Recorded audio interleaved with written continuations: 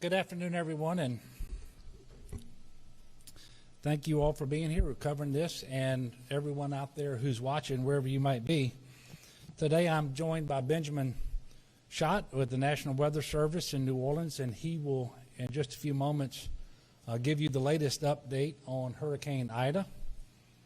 Dr. Joe Cantor with the Louisiana Department of Health will speak in a minute on COVID and health considerations as we prepare for and respond to this hurricane. We also have on hand today Chip Klein with the CPRA, General Keith Waddell of the Louisiana National Guard, Colonel Lamar Davis with the Louisiana State Police, and also Secretary Jack Monisset with the Department of Wildlife and Fisheries, and Jim Wascom with GOSEP. And they will be available at the end of the presentation in order to take any questions that you might want to direct to them. I want to start by acknowledging that today is the one-year anniversary of Hurricane Laura. And while much progress has been made, there's still a long road of recovery left as it relates to the recovery from Hurricane Laura, particularly in southwest Louisiana. And here we are today faced with another storm setting its sights on Louisiana, this time southeast Louisiana. We have some very significant updates for you. What I can tell you is Hurricane Ida is rapidly intensifying, and the situation is changing, it seems, by the hour. We now believe that there is a strong likelihood that this will be a Category 4 hurricane at landfall. That's how quickly the storm is developing. I can tell you that I had an opportunity a short while ago to speak with the National Hurricane Center, Ken Graham, and he indicated that the storm is sort of ahead of schedule, meaning they had projected it would be at a certain strength at a certain time, and is beating those projections. And what this means is the rapid intensification is happening as was expected. It's just happening to a greater degree, or at least faster than expected. So we have a very serious situation on our hands, and it's important that everyone take advantage of all the opportunities that you have, all the time that you have to adequately prepare yourself and your family, and make sure that you stay calm and that you do those things that are required to put you and your family in the best possible position to successfully weather the storm. Hurricane Ida is presently projected to make landfall somewhere between Terrebonne and St. Mary parishes on Sunday evening. By tomorrow night, tropical storm force winds will begin to move onto the coast of Louisiana. And so the next 24 hours are very, very important. Now is the time to finish your preparations, and I want to encourage everyone to understand that by nightfall tomorrow night, you need to be where you intend to ride out the storm, and you need to be postured as you would want to be as that storm approaches you. Make sure that you're paying attention to your family, to your pets, to elderly loved ones and neighbors. Last night I was able to send a letter to President Biden requesting a pre-landfall federal emergency declaration. I'm very pleased to announce that he approved it earlier today, and we are very grateful for the fact that he approved it, and he did so very quickly. I was able to speak to the president just a few moments ago, and I will tell you, I was able to thank him personally, but this declaration is a key part of us being able to respond to Hurricane Ida and really to prepare in advance of landfall. Yesterday, as you all probably know, I also issued a state of emergency declaration for the state of Louisiana. And so both my declaration and the federal declaration issued by the president are for the entire state of Louisiana. As it happens, yesterday I was in Lake Charles with Administrator Criswell of FEMA at the time that we received the weather briefing, 10 o'clock yesterday morning, which was the first time that we really received notice of a forecasted storm that could be a hurricane when it hit Louisiana, and we were able to start our coordinations and communications at that time. Earlier today was with Health and Human Services Secretary Becerra in New Orleans as well, and able to thank him for his disaster medical assistance teams and all of the assets that they had previously sent to Louisiana with respect to the COVID emergency that are going to be much more important now, that they're going to continue to work in their capacity as COVID, but as this storm develops. And then there are additional HHS resources that are being brought to bear right now as it relates to the storm. So I had an opportunity to coordinate with him as well. At this time, I'm going to ask Ben of the National Weather Service to come up and give us all the latest on what is a very serious storm. And then I will come back up and give some additional remarks after that, and we will take questions as well. Ben? Oh, there you are.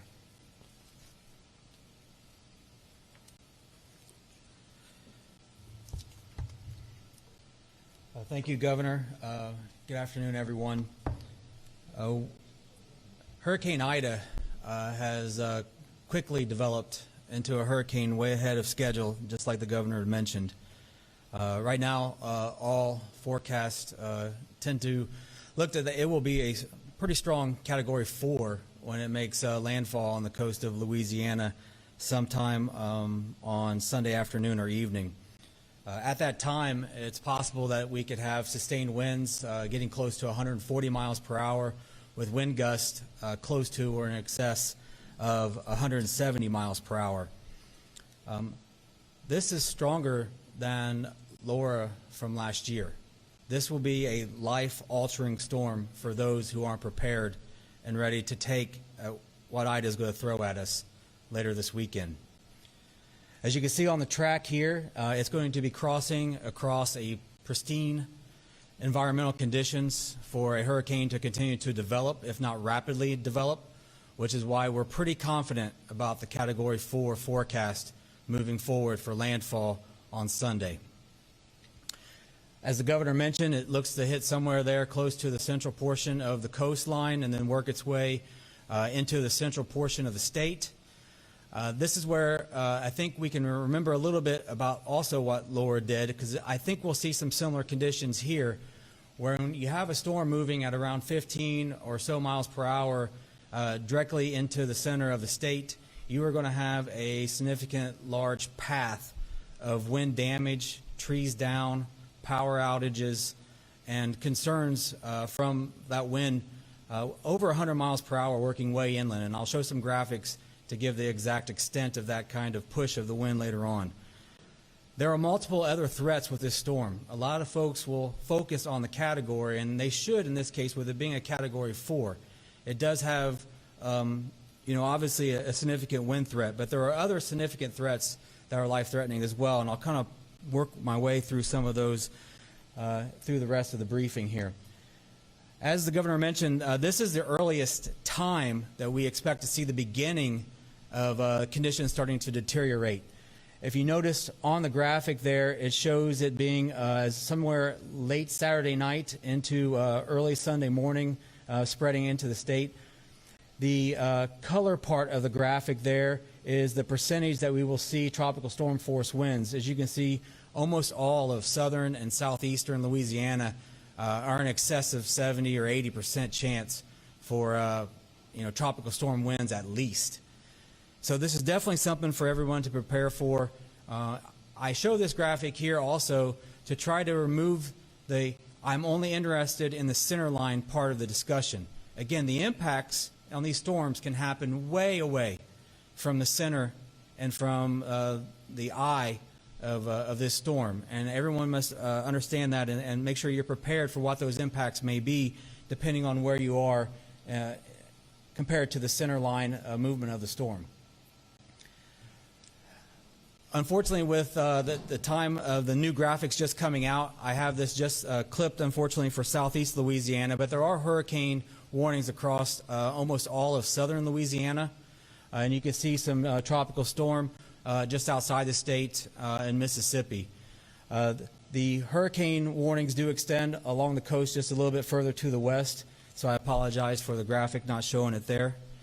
But it is time for people to start taking action. You know, we are within just that last 24 to 36 hours at most before we're going to see tropical storm force winds taking over most of southern and southeastern Louisiana. When I was talking earlier about the wind threat and how far inland that it can push, everywhere in the purple is what we consider a potential for 110 mile per hour winds. So I want everybody to kind of get a feel for how far inland. That takes us all the way in to southwest Mississippi. So with the speed of the storm coming in and its strength being a fairly strong Category 4, it is possible that we could have winds in excess of 100 miles per hour push all the way from the coast all the way into Mississippi and portions of central Louisiana. And that is something that everybody, including Baton Rouge, Lafayette, you need to be prepared for that possibility this weekend. As you move a little bit further to the east, North Shore area of the New Orleans area there, Covington, Mandeville, Slidell, it's still possible you could see winds gusting from 74 up to over 100 miles per hour. Again, you do not have to be near the center of this storm to have significant impacts. Winds of 100 miles per hour will do significant damage to both trees and possibly the power grid for exposed lines. So for those who are in those areas, I would definitely consider in this time left to make sure that you have consideration for what you would do if you were without power as we move later on in the weekend. Surge is another devastating threat. It's probably one of the #1 killers when it comes to hurricanes and straw hurricanes. So across most of the southern and the southeastern portions of the coastline, we're talking about extreme surge. 10 to 15 feet surge possible from the mouth of Mississippi west to about Morgan City. From Morgan City to Intercoastal City, just a little bit less of that, roughly around 6 to 9, and then 3 to 5 to the Texas line. As you go the other way and you work your way from the eastern portion of the mouth and wrap around the boot up towards the tidal lakes, you can see 7 to 11 on the boot portion of the Louisiana coast, and then in the tidal lakes 4 to 7. So again, the extent of the impacts are going to be far away from where this makes landfall. So for anyone with coastal interests, understand that you will see a significant amount of water move in. And depending on how large the wind field grows to and the movement and speed, these numbers may increase as we move a little bit closer to the storm making landfall. So that is definitely something for folks to watch, because higher amounts like that obviously will bring a much larger amount of risk, especially possible in the tidal lakes area where there may not be a full levee system for everybody to be protected. Rainfall is another huge issue with this storm. We're talking 10 to 15 inches of rainfall over a large portion of southeastern Louisiana. There may be pockets of 15 to 20 plus, depending on the speed and location of these bands setting up. With the rainfall that we're expecting today, that happened already today, and tomorrow, on top of the effects from Ida itself, there could be significant inland river flooding. And so with that, everywhere that you see the purple there across southeast Louisiana is where we're looking for the possibility of extreme flooding to occur. This is right on the edge of the city of New Orleans, so obviously we could have some water problems there, and that'll be something we'll have to consider as well as things set up. But I just want to highlight again that it's not just the wind threat here that could do most of the devastation. It's the water threat that's usually one that ends up being the biggest killer. And unfortunately, a lot of people tend to try to move around when they start to get worried or scared as the storm starts to come in, and this is probably the worst time to move, especially with this coming in on Sunday evening, Sunday night. As you go in the nighttime, you do not want to be trying to drive around when we're seeing heavy rains that could be creating all sorts of river or flooding that could cause your car to go off the road and into water, and then unfortunately put you at severe risk for loss of life. So just a quick overview of the threats here. The confidence is fairly high on the track. The track really hasn't budged for the last day or two. We are becoming more and more certain when it comes to the intensity. That Cat 4 at landfall looks pretty much like it's a really solid forecast now. And with that, all the threats of a very large storm with a little bit larger wind field are in play with the surge and the heavy rainfall. The one other thing that I did not mention is the possibility of tornadoes as well. And so as this comes on shore, especially on the eastern side of the shore, which will encompass much of southeast Louisiana and portions of coastal Mississippi and southwest Mississippi, they'll be under the gun for a possible tornadic spin-ups, which is very normal for landfalling hurricanes. So there are multiple threats. There are multiple things for people to be watching and keeping their eye on and making sure that they're prepared for. Because again, I'll start off with the same comment that I started with, I believe, unfortunately, this is going to be a life-altering storm for many people. And so the actions that you do now are what can prepare you to make sure that you can successfully navigate what Ida is going to throw at us. With that, thank you.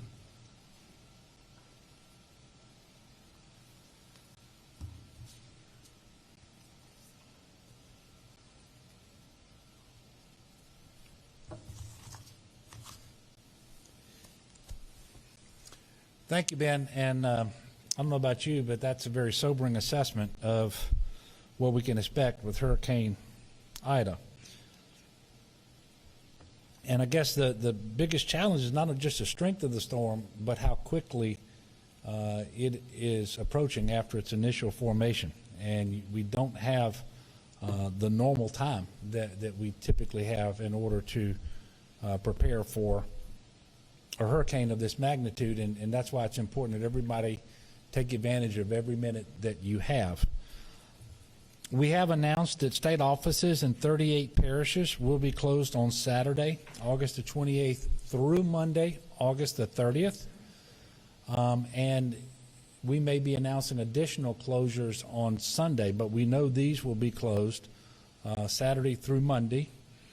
And I'm going to go through those for just a minute. Acadia, Allen, Ascension, Assumption, Avoyelles, Beauregard, Calcasieu, Cameron, East Baton Rouge, East Feliciana, Evangeline, Iberia, Iberville, Jefferson Davis, Jefferson, Lafayette, Lafourche, Livingston, Orleans, Plaquemines, Point Capee, Rapides, St. Bernard, St. Charles, St. Helena, St. James, St. John the Baptist, St. Landry, St. Martin, St. Mary, St. Tammany, Tangipahoa, Terrebonne, Vermilion, Vernon, Washington, West Baton Rouge, and West Feliciana. I want to remind everyone, please do not drive once conditions deteriorate. That's why it's important that you do everything possible in advance and get to the place where you want to ride out the storm. If for some reason you absolutely have to get on the road, make sure that you are mindful of debris, downed power lines, and flooded roadways. Do not drive around DOTD barricades. And if you see standing water, please turn around. Don't drown. I encourage you to use 511la.org or the 511LA app to see what state routes are open or closed because of the weather or other causes. And if necessary, find alternate routes before you actually get underway. DOTD also partners with Google Maps and Waze, which are also travel resources that are especially beneficial in times like these. The CPRA is tracking 692 gates across the coastal zone. As of earlier today, a total of 182 of those are closed.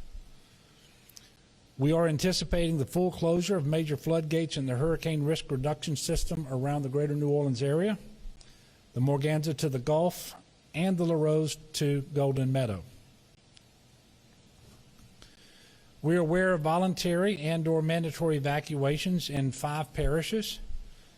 These orders differ depending upon where you live in the parish. So if you live in Jefferson, Lafourche, Orleans, Plaquemines, or Tangipahoa, please refer to your local officials for instructions on evacuations. And whoever you are, and wherever you live or wherever you happen to be, make sure you're paying close attention to your local officials, especially the offices of emergency preparedness and parish presidents and so forth, and follow their guidance. Currently, the Louisiana National Guard has over 1,600 guardsmen on duty preparing for this hurricane, but also doing all of their normal COVID operations as well.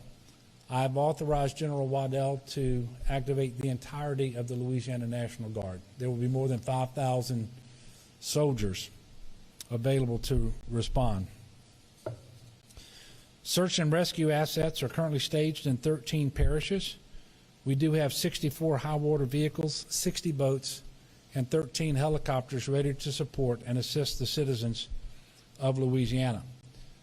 The Department of Transportation and Development, led by Secretary Sean Wilson and his team, they've mobilized their high water signs and barricades and other equipment that may be needed to address issues related to the storm. This equipment will be utilized when it is appropriate to do so. Through an existing contract, DOTD currently has more than 70 coach buses and 20 Parrot Transit smaller buses in Louisiana. They are staged at 2 vehicle staging areas, one in the New Orleans area, one in the Lafayette area. By tomorrow morning, we will have a total of 125 buses staged in Louisiana. The majority will be at the New Orleans vehicle staging area. This afternoon, just a little while ago, I did direct that the Saints preseason game with the Cardinals be canceled. Now that we've had update on the weather forecast and the severity of the storm is increasing, and knowing how valuable every minute is for people to be preparing for this storm, I did not believe it was appropriate for there to be an NFL preseason game taking place on Saturday afternoon, knowing that we're asking people by dark tomorrow night or bedtime tomorrow night, however you want to say it, that they be postured and located wherever they need to be and how they need to be to ride out the storm. It's never too early to start talking about post-storm safety as well. And I will remind you that in Hurricane Laura, we actually lost more people after the storm than we did during the storm to things like generator safety because of carbon monoxide poisoning, to people who were using chainsaws and on roofs and that sort of thing, and heat related issues as well. So everyone, please be mindful of this, and there is a very good likelihood that for some period of time, a considerable part of our state will be without power. Not that we're not doing everything we can to make sure that we can respond quickly. I can tell you there are already 5,000 linemen in the state ready to respond, and almost 12,000 more postured to come in when they're called. But there's going to be a period of time, if the past is any indication at least, where many Louisianans will be without power. Many of those will rely on generators. Please make sure that you have those located well away from your home, at least 20 feet, not in a crawl space, not next to a window, and certainly not indoors or in a garage. And when you refuel the generator, let it cool off for at least 20 minutes before you do that.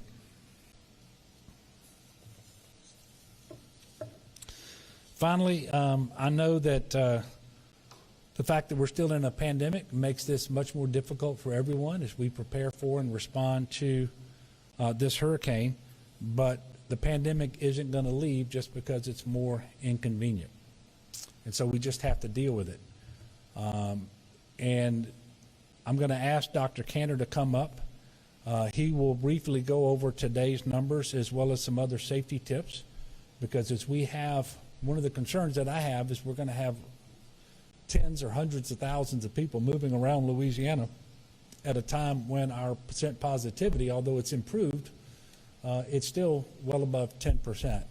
There's an awful lot of COVID out there, and transmission remains too high, cases and hospitalizations. And if anybody has been paying attention to the death reports this week, you'll see that we've had some of the highest numbers at any point in the pandemic. And so I'm going to ask him to come up and go through some of the COVID-related information. I will then come back up, make a few additional comments, and then I'll take your questions.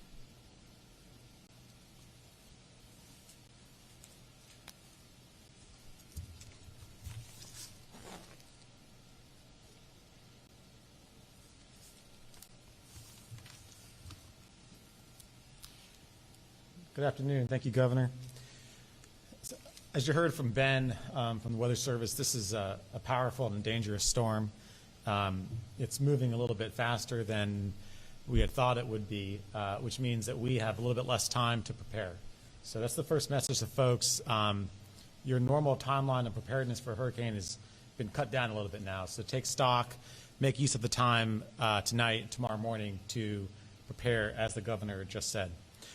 We are thankful that our COVID numbers have softened just a little bit over the past week in this really unprecedented fourth surge.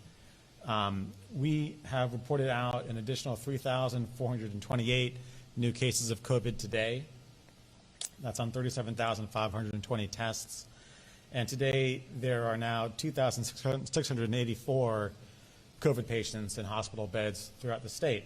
That number is down just over 300 count over the past week, which is encouraging because we were at a place a week ago where the hospitals just could not take anymore. So we are thankful for that, but as the Governor said, the level of COVID out there, the amount of transmission out there, your risk, your chances of being exposed to and infected with COVID remain higher today than they have been at any point in the pandemic leading up to the beginning of this fourth surge. Percent positivity has gone down a couple points from our peak, but now it's at 14.1, which is still very, very high. There's a lot of COVID out there. There's a lot of risk out there. And as folks think through what their hurricane plans will look like and their contingencies, they need to take stock of how to keep themselves and their family safe from COVID.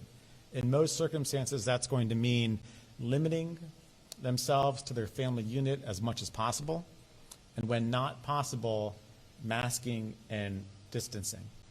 This has been a difficult week. We reported earlier in the week our single highest fatality count from COVID to date at 139 deaths. We also, unfortunately, reported out 2 pediatric COVID deaths this week, one of which was in an infant less than 1 year old. There's still a lot of risk out there. This storm is not the only risk out there. COVID increases the risk. Please take stock of that. Please incorporate that into your hurricane plans. Again, if you need to be in an environment where you're mingling with people beyond your family unit, the things that will keep you safe from a COVID perspective are masking and distancing. Please keep that in mind. I would also like to ask people, although our hospitalization census from COVID has gone down a little bit, it still is higher than it was in any of our 3 prior surges. The hospitals are still very busy. The hospitals are still in their own contingency plans. Many hospitals are still postponing elective procedures. Please avoid emergency departments unless you need it throughout this storm. If you're sick, by all means, go to an ER, but if your condition doesn't warrant an emergency department, please avoid the ERs throughout the storm, because we're trying our best to preserve their capacity for what they have on their hands now and anything else that they might have to deal with throughout the storm. If you have special medical needs, including electricity dependency or oxygen dependency, do what you need to do right now to prepare. Contact your vendor. Make sure you have your supplies. Stock up. Be prepared.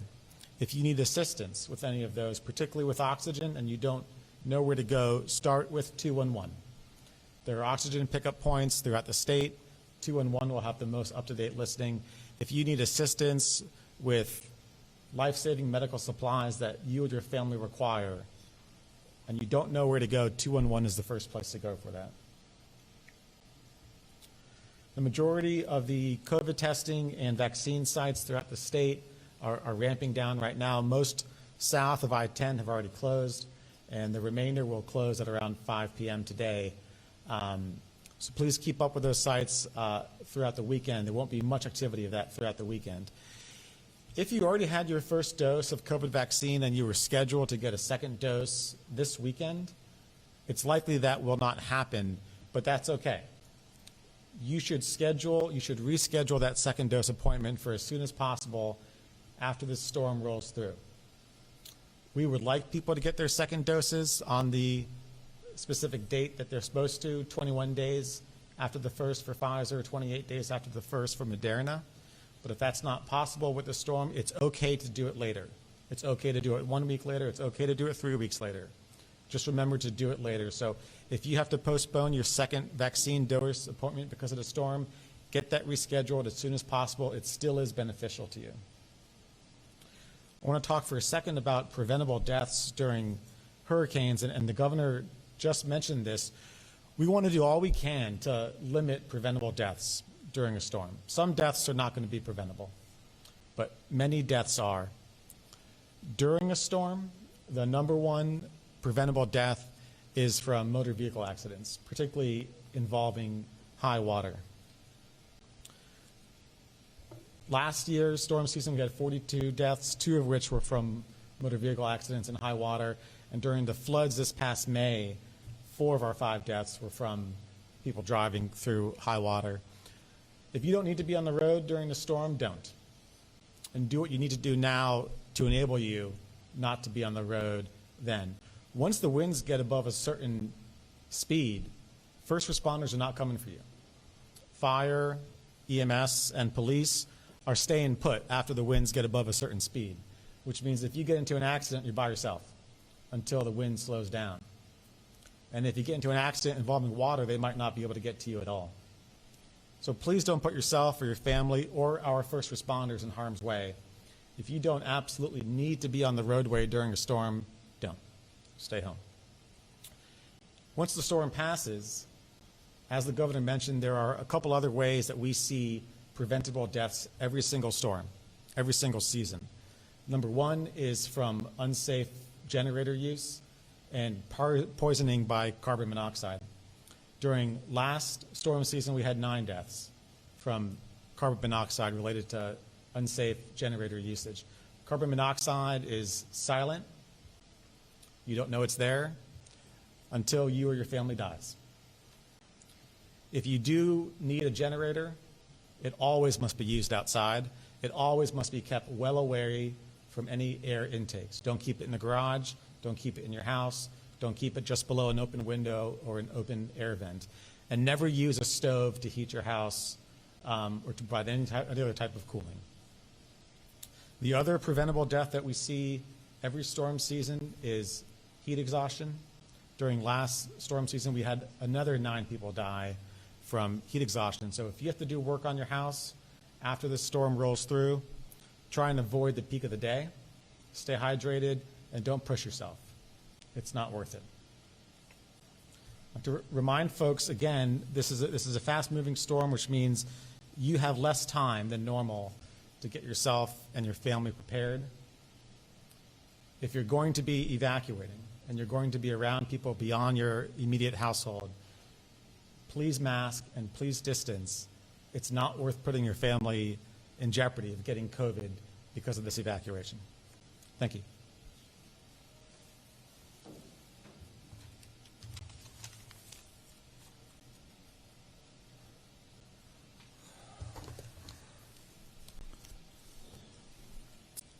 Thank you, Dr. Cantor.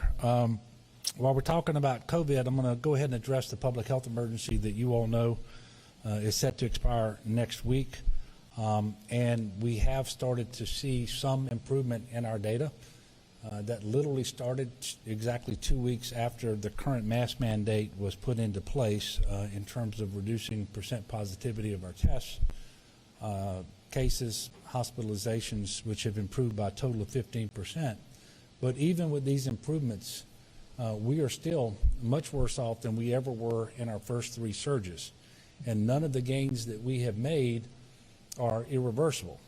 And that's especially true since 100% of all COVID cases in Louisiana today are attributable to the Delta variant, which is much more transmissible and potentially more virulent as well. And so with all that we're going to be dealing with next week, and because we are preparing for and responding to a major storm during COVID, we have every potential to lose whatever momentum we've been able to get with respect to those numbers that I just mentioned. I can go ahead and announce today that our next public health emergency will maintain the indoor mask mandate in public spaces for those vaccinated and unvaccinated. It'll be the exact same mandate that we currently have in place. We know that these mitigation measures work. We know that the vaccines are safe and effective. We're going to continue to do those things that are required in order to make sure that we can preserve as much hospital capacity as possible to deliver life-saving care. So as it relates to the hurricane again, remember that while we're going to have lots of people, lots of boats and helicopters, and we're going to do urban search and rescue just as soon as we possibly can, everyone is encouraged to have 3 days worth of supplies on hand. That's the rule of thumb. The first 72 hours is on you, and spend your time between now and the arrival of the hurricane to make sure you and your family can withstand 72 hours. If you are in a difficult spot and we can possibly get to you sooner than that, you know that we will. But you won't be the only one in difficulty. And so you can't count on that response being there as fast as you might like. So remember, the first 72 hours is on you. And do what you can now and in the immediate aftermath of the hurricane to control as best as possible the spread of COVID-19. That means wear your mask. It means distance where possible, wash your hands, and so forth. So we have some time to prepare, not as much as we would like, but preparation is key. Panicking is the exact opposite of what we should be doing right now. If you haven't done so, it is not too late to visit getagameplan.org, and you will get a list of the things that you should be focused on between now and tomorrow night. Closely monitor your local weather and your local officials. Please do as you are directed. Keep your phones charged. And if you want to sign up for updates from my office, you can text IDA. You can text IDA to 67283. And I know we've been through this many times before. That doesn't make it easier. And nobody should assume that this storm is going to be just like any other storm. They're all different. They all have their personalities. But this one has the potential, the likelihood to be very serious and very strong, potentially catastrophic for some. So let's prepare. Let's pray for what comes our way. Let's be good neighbors to one another. So check on that elderly couple next door or across the street. Call your mom and your dad or your grandparents. See if there's something you can do to help them tomorrow to get in a better position to withstand the hurricane. And with that, we will take a few questions, and you can direct questions to myself, to Ben Schott, to Joe Cantor, or to any of these public officials over here to my right. Yes, sir.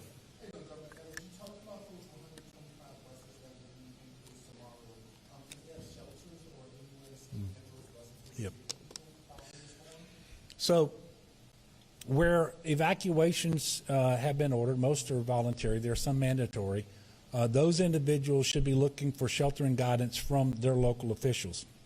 We obviously have state shelters that we are setting up that will be operational as needed. If individuals want information about state shelters, they should call 211. I can tell you we will focus on North and Northwest Louisiana based on the track of the hurricane that you just saw for our sheltering, and we always have medical special needs shelters that are open as well. But the first thing people should do if they need shelters is to contact their Office of Emergency Preparedness in the parish where they live and take instruction from them. But if they do need sheltering that their parish isn't providing, you can call 211 and get that information. Yes, ma'am. Often during emergencies, we've seen hospitals struggle with power outages and issues with water. I think that happened during Laura and what happened previously. So obviously we have, I'm going to assume, more people in the hospital than we normally do going into a hurricane. Have you talked to the hospitals, and is there any things you can do to mitigate concerns about that? Well, we have. And the other thing is we actually have contingency plans that in certain scenarios, and perhaps not this one, where we would actually evacuate hospitals in certain coastal areas. That isn't possible. We don't have any place to bring those patients, not in-state, not out-of-state.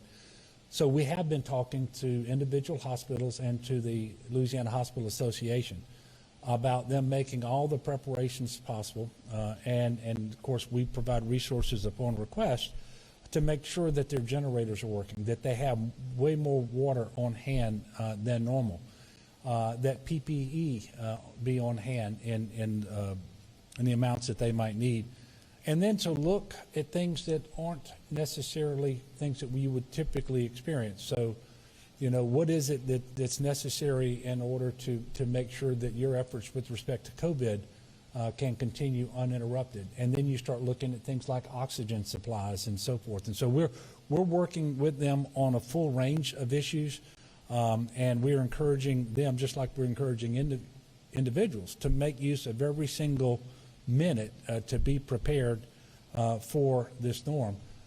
But evacuations are just not possible, and so, you know, we're having to work, for example, with the Nursing Home Association too, so that they can implement their point-to-point evacuations, those that are evacuating, because there have been times in the past where the more acute patients in nursing homes might end up in a hospital if something like this happens, where the hospitals don't have room for them either. So the implications of having a Category 4 storm with a southeast strike while our hospitals are full are beyond what most people normally contemplate, and quite frankly beyond what our normal plans are, which is why we've been working so hard today to fully coordinate. And I was on the phone earlier today with the president, and he had the FEMA administrator in the office with him, and I just told her, I said, be prepared to receive emergency requests for supplies that you wouldn't normally get. And we went through what some of those might be, because this situation really, and we use this word a lot, unprecedented, unique, but this one really is. And so we were able to have that conversation, and certainly I expect that they will work as hard as they can to provide whatever those needs might turn out to be. Yeah. Yeah. Well, we have plans with certain strikes to evacuate hospitals. That is not something that we would do in this situation anyway, at least not those within the hurricane risk reduction system. If you had one or two small hospitals that are much further south, you know, potentially, but it's not something that we would do for this storm. But we always have those contingencies in place. Any other questions? Yes, ma'am. Last year during Laura, the people who were evacuated or displaced stayed in hotels and efforts to avoid congregate studies. Is there any sort of similar plan this time? And is that Sure. even It's possible. There are plans, and we expect that if we have to shelter enough individuals, that's what we would do. It's another part of the conversation I had with the president today would be on the need to quickly shift to non-congregant sheltering, which means hotels. Now, we're already in contact with hotels all across Louisiana to figure out where there's vacancy, and we are modifying our shelter capacity to reflect the realities of COVID. And so our shelter capacities are not what they would normally be, although we can still shelter many thousands of people. But even if we were to do that, we would as quickly as possible transition away from that mass sheltering to non-congregant shelters as we are able.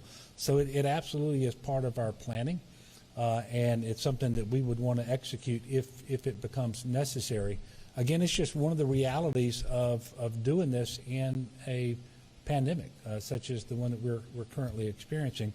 The good news is we have experience doing it, and at the height last year, we actually had 20,000 individuals who were in non-congregant shelters, actually spread across 2 states. So we know how to do this. I hope and pray we don't have to do it anywhere near that extent, but if we do, we will. It won't be as easy simply because last year when Laura hit, there were many hotels that were practically empty. There are far fewer hotels in that situation today, and so cobbling together the room space could be a little more difficult, and that makes it logistically harder if you have to spread your shelter population across more hotels than would be necessary otherwise. Yes, sir. You mentioned that in conversation with the President, you said you prepared to receive emergency requests that are out of the norm. What would be the question that's not difficult? Well, so for example, we've actually had over the last couple of weeks some disruptions, and they were primarily related to certain vendors with respect to oxygen. And so the number of patients who need oxygen, both in the hospital and at home right now, is greatly increased over what it would have been before the pandemic. And what we don't want to do is to create a situation where people start running low on their oxygen, start going to hospitals that are already full and extremely busy. And so making sure that we have a number of oxygen canisters on hand, which, by the way, we're already working on for ourselves, but you never know how long this event could last.